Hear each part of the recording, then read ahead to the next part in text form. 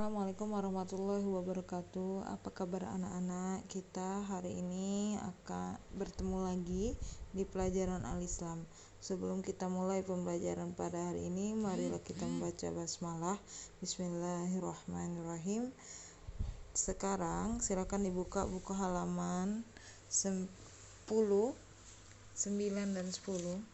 Selanjutnya, kita akan mengenal tentang Quran Surat Al-Balad. Surat Al-Balad terdiri dari 20 ayat, urutan ke-90 di dalam Al-Quran, dan Surat Al-Balad artinya Mekah atau negeri, dan diturunkan setelah Surat Qaf. Surat ini menceritakan tentang sumpahnya Allah Subhanahu wa Ta'ala. Nah, sebelum mengenalnya lebih lanjut, silakan kita mengenal bacaan Quran Surat Al-Balad dulu.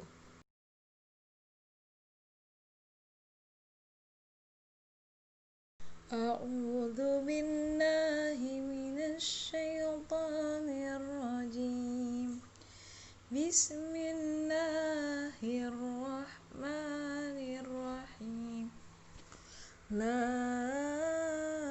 uqsimu bihadzal balad wa anta hillum bihadzal balad wa walidin wa ma walad laqad khalaqnal insana fi kabad ayahsabu an lan yaqdira alayhi ahad yaqulu ahlaktu malan lubada ayahsabu an lam yarahu ahad alam naj'al lahu aynayn wa lisanan wa syafatain wa hadainahun najdain falaqtahamal aqabah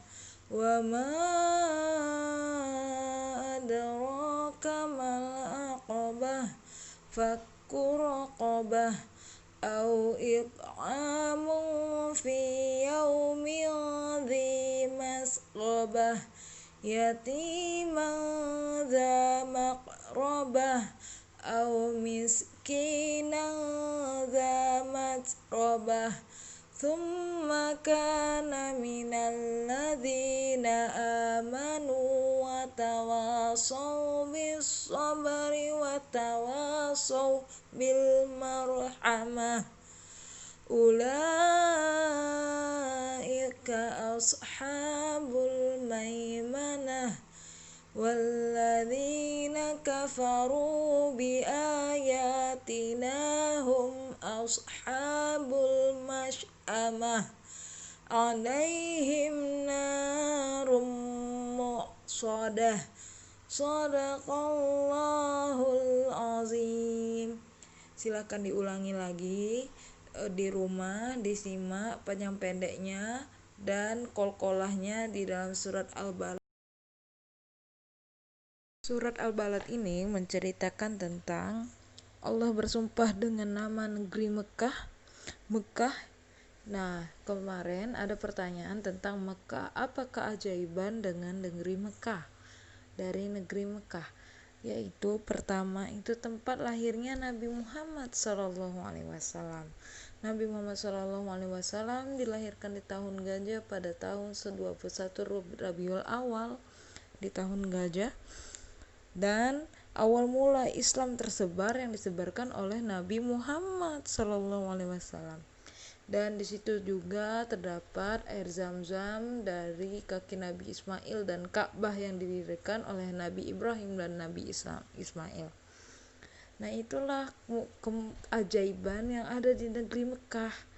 Nah, selanjutnya itu surat Al-Balad ini menerangkan bahwa hidup manusia selalu diawasi oleh Allah Subhanahu wa Ta'ala dengan kenikmatan yang Allah berikan, yaitu 2 buah mata, 2 buah bibir, 2 buah jalan.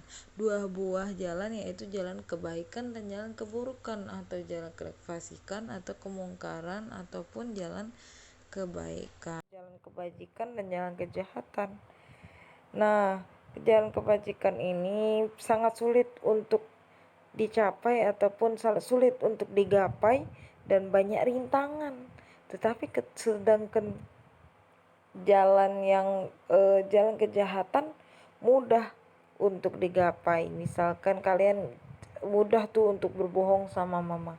Itu adalah biasanya mudah dan menyenangkan, tapi perlu diingat bahwa setiap yang kalian lakukan itu mendapatkan balasan dari Allah Subhanahu wa taala. Jalan untuk menuju surga itu sangat sulit. Kenapa, Bu? Karena nikmatnya nanti akan kita rasakan. Kenapa? Dan contohnya saja di dalam surah Al-Balad ini bahwa menceritakan tentang memerdekakan budak. Budak itu seperti apa, Bu? Kalau zaman dahulu memang ada memerdekakan budak. Tidak, orang yang menempuh jalan kebajikan itu merupakan golongan kanan ataupun yang disebut dengan Ashabul Maimanah, dan orang yang berada di golongan kiri merupakan Ashabul Masy'amah. Ashabul Maimanah ataupun golongan kanan itu merupakan orang yang taat ataupun orang yang beriman kepada Allah, dan orang yang memiliki jalan kebajikan. Dan sedangkan golongan Ashabul Masy'amah itu merupakan golongan kiri ataupun golongan yang ingkar terhadap ayat Allah dan tidak mau melaksanakan apa yang diperintahkan Allah. Bagi golongan kiri ini ya pastinya neraka yang Allah berikan. Nah, selanjutnya nanti Ibu akan silakan kalian ingin bertanya, silakan kalian bertanya. Kalau tidak ada, Ibu akan melanjutkan materi selanjutnya. Selanjutnya kita belajar tentang hukum bacaan nun mati dan tanwin.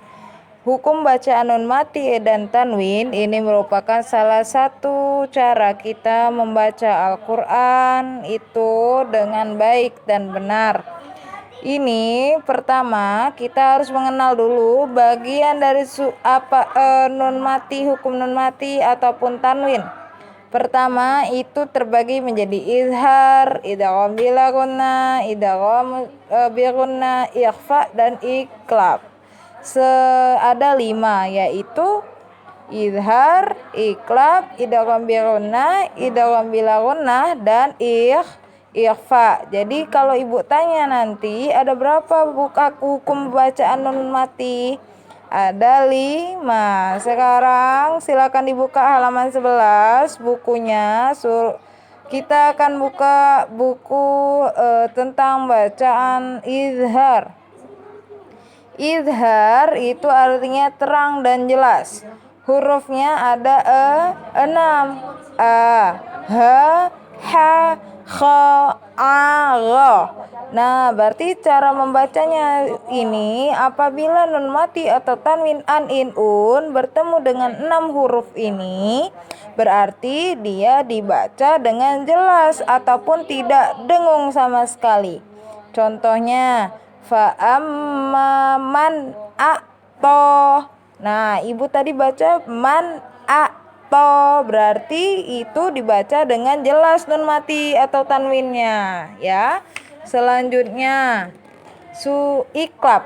Iqlab artinya memasukkan membalik atau menukar dari huruf nun mati menjadi mim. Contohnya huruf iqlab ada 1 yaitu ba. Berarti selain dari ba bukan namanya iqlab. Berarti apabila ada nun sukun atau tanwin bertemu dengan huruf ba, contohnya hillum bihada, berarti itu termasuk dengan iqlab. Selanjutnya idgham. Idgham itu artinya memasukkan. Memasukkan ini ada 2, idgham bi gunnah dan idgham bila gunnah. Idgham bi gunnah yaitu masuk dengan dengung. Hurufnya ada 4 yaitu nama, wa, ya. Disebut dengan idgham bi gunnah itu apa? Apabila nun sukun atau tanwin an in un bertemu dengan huruf 4 huruf ini, nun, mim, waw, dan ya, itu berarti langsung dimasukkan. Contohnya wa nafsi wa ma sawaha siwama. Nah, berarti wa nafsi wa ma berarti itu yang dimasukkan wawnya dengan kasroh ten. Selanjutnya idgham bila gunnah. Idgham bila gunnah itu ada 2 hurufnya, ro dan la. Berarti idgham bila gunnah itu apabila nun sukun atau tanwin bertemu dengan lam dan ro berarti dimasukkan. Contoh wana wa ma lalu bada berarti tidak didengungkan tetapi langsung dimasukkan dengan kata-kata la tadi. Malalu bada. Nah, sudah ngerti? Kalau tidak mengerti silakan ditanyakan nanti. Selanjutnya ikhfa. Ikhfa artinya itu samar-samar.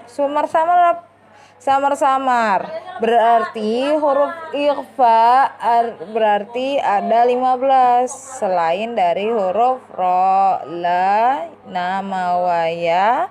Lanjut lagi ahaha, agho. Berarti selain dari huruf-huruf yang tadi berarti ada 15 huruf lagi. Ta, tha, ja, da, za, za, sa, sha, so, do, to, zo, fa, ko, ka.